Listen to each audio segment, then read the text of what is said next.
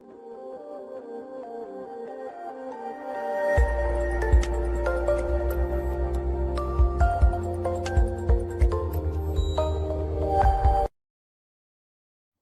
Priory of Sion.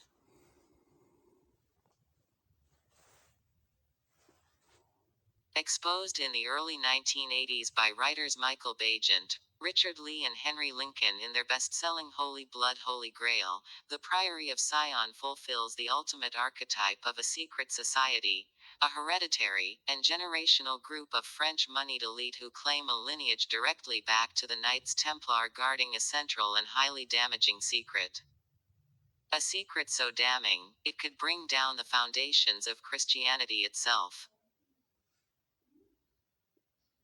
Namely, the Priory of Sion holds that Jesus did not die on the cross, but survived, and furthermore, established a bloodline with the otherwise vilified Mary Magdalene that formed both the Merovingian dynasty, and through successive generations, the Templars themselves.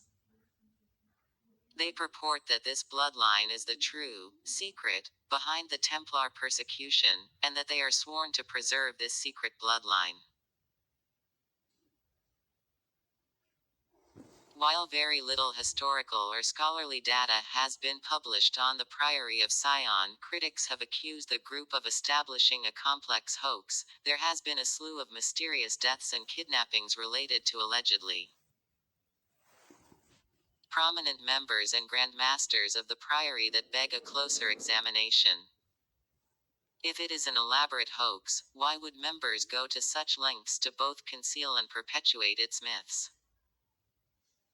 Perhaps not surprisingly, the Priory's membership roster also includes a number of figures alleged to also be functioning within the structure of the dreaded Illuminati. Certainly, the wealth accumulated by the Priory is enough to make even the most casual observer view their activities with suspicion. New Order of Templars.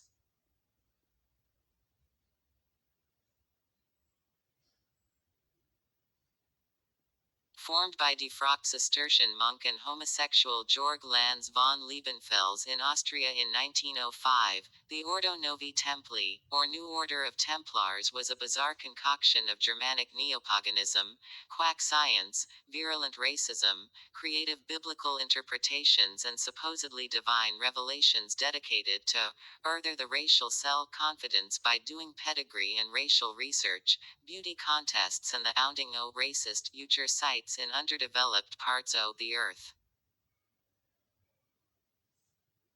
To this end, Liebenfels regularly published a magazine entitled Ostara, named for the pre-Christian holy day of the vernal equinox, which found its strongest support among brooding pseudo-intellectuals of racist and anti-Semitic circles, including a young and impressionable Adolf Hitler.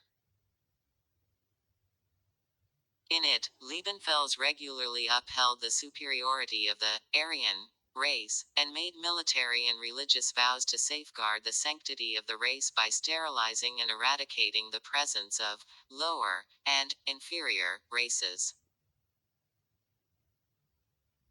What would seem like absurd jabberwocky of the most inane caliber by any sensible human was obviously taken quite seriously by the Third Reich. And it is safe to say that by just following orders, the Templar concepts of sacred duty and unswerving devotion to an ideal found a tragic and convoluted conclusion in the gas chambers of Dachau and Auschwitz.